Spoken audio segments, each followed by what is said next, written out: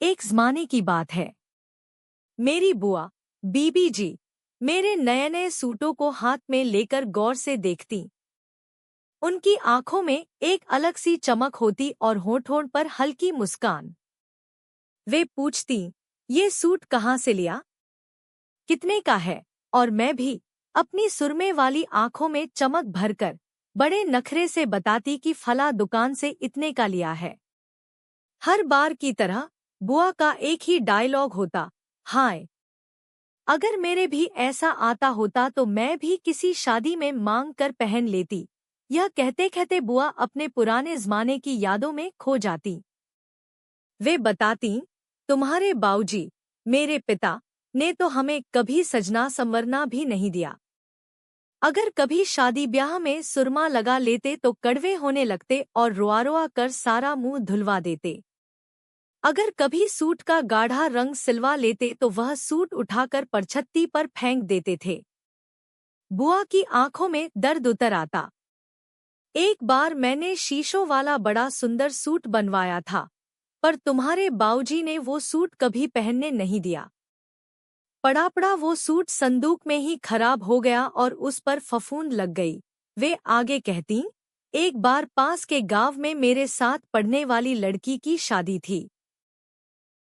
हम सब तैयार होकर बस में चढ़ने वाली थी कि तुम्हारे बाऊजी खेत से आते ही दिख गए। उन्होंने बस वाले को आवाज लगाकर रोका और हम सबको बस से उतार लिया और बीबी माँ को भी बहुत डांटा कि लड़कियां आवारा हो जाएंगी।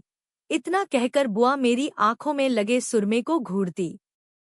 फिर कहती, अब तो तुम्हारे बाऊजी में बहुत फर्क आ गया है। हमारे समय में तो वह हमारा दम ही घोट देते थे। बुआ के ये शिकवे मुझे उस वक्त ताने जैसे लगते थे। मुझे बुआ का यूं बार बार पुरानी बातें करना अच्छा नहीं लगता था। मैं बुआ को चारपाई पर अकेली बैठी छोड़कर कोई बहाना बनाकर कमरे में चली जाती। मुझे लगता था कि मैं मॉडर्न हूँ और बुआ पुराने ख्यालों वाली है। कई साल बीत गए। मैं इंग्लैंड चली गई और वहीं बस गई। अब कई साल बाद मैं सीधे अपने मायके आई थी। घर पहुंचते ही मेरी 14 साल की भतीजी रिया मेरे पास भागी आई। उसने कैप्री के साथ क्रॉप टॉप पहना हुआ था। वह दौड़कर मेरे गले लग गई और मुझे कसकर गले लगाया। मुझे उस पर बहुत प्यार आया, पर पहली ही नज़र में उसके कपड़े मुझे चुभ रहे थे। मुझे तुरंत अपना पुराना वक्त याद आ गया, जब मैं कॉलेज टूर पर जाने वाली थी और शहर से जीन्स टॉप खरीद लाई थी। जाने के दिन जब मैंने उसे पहना तो मेरा भाई, मेरे पिता का बेटा, मेरा अपना भाई, कलेश करने लगा। उसने कहा, या तो टूर पर जाएगी या फिर जीन्स पहनेगी। हारकर मैंने जीन्स बदल दी और सूट पहनकर गई। उस दिन मेरे भाई ने मुझे इतना ताने मारे कि शादी होने तक मैंने कभी जीन्स पहनने के बारे में सोचा भी नहीं। आज भतीजी को देखकर मैं ठीक उसी जगह खड़ी थी जहां कभी मेरी बुआ खड़ी होती थी। मुझे वही दर्द महसूस हुआ जो शायद बुआ को होता था। मैंने सब कुछ अपने अंदर पी लिया। रात को रिया ने अपने कपड़े निकालकर मुझे दिए और कहा, बुआ जी, आप मेरा नाइट सूट पहन लीजिए, आपको आरामदायक लगेगा।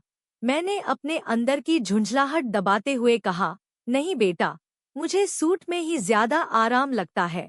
मेरे भाई को शायद वो बात याद भी न हो, पर बेटियां अपने मायके की बातें घर पाकर बैठ जाती हैं। अगले दिन हमें बुआ के गांव घोली उनसे मिलने जाना था। रास्ते में पड़ने वाले शहर से मैंने बुआ के लिए 5 सुंदर सुंदर सूट खरीदे।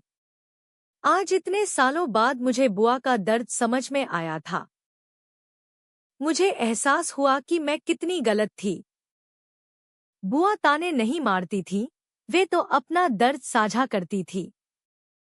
जब हम बुआ के घर पहुंचे तो देखा कि बुआ को लकवा, अधरंग हो गया था और उनसे मुश्किल से बोला जा रहा था।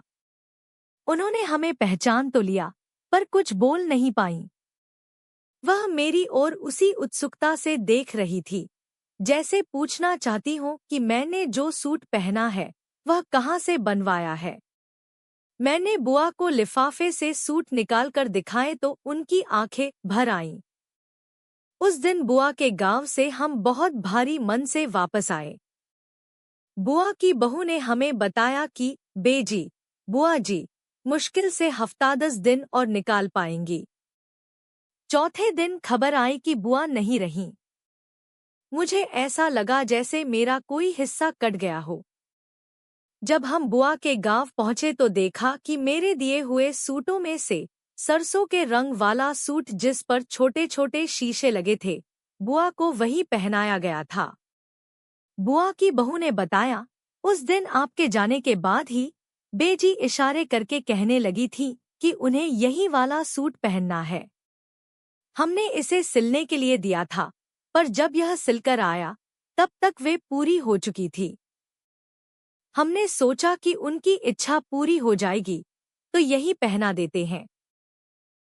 मेरा दिल कर रहा था कि मैं बुआ से जी भर कर बातें करूं, अपने सूटों की बातें, अपने बाऊजी की बातें और बुआ की उन पुरानी यादों की बातें। बुआ की बंद आंखों को देखकर मेरी कितनी बार हिचकियां बंधी, मैं रोती रही।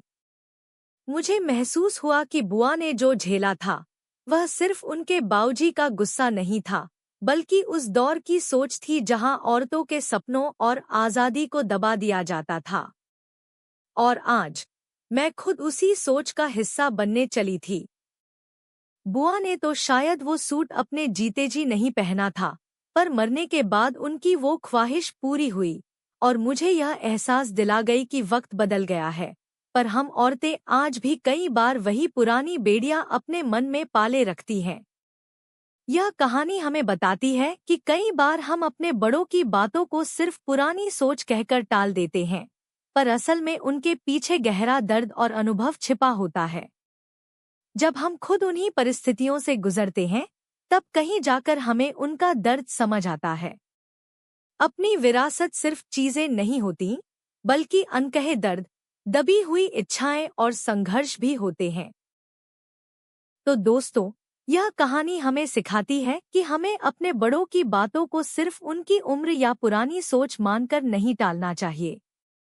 उनके अनुभवों से सीखना चाहिए और अपनी अगली पीढ़ी को वो आज़ादी देनी चाहिए जिसकी ख्वाहिश शायद उन्होंने खुद कभी की थी। अगर यह कहानी आपके दिल को छू गई हो और आपको प्रेरित किया हो, तो कृपया इस वीडियो को लाइक करें, अपने दोस्तों और परिवार के साथ शेयर करें, ताकि वे भी इस संदेश को समझें और हमारे चैनल को सब्सक्राइब करना बिल्कुल न भूलें। और हाँ, हमारे आने वाले ऐसे ही दिलचस्प वीडियोस के लिए नोटिफिकेशन बेल को भी ऑन कर लें। आपके प्यार और समर्थन के लिए धन्यवाद।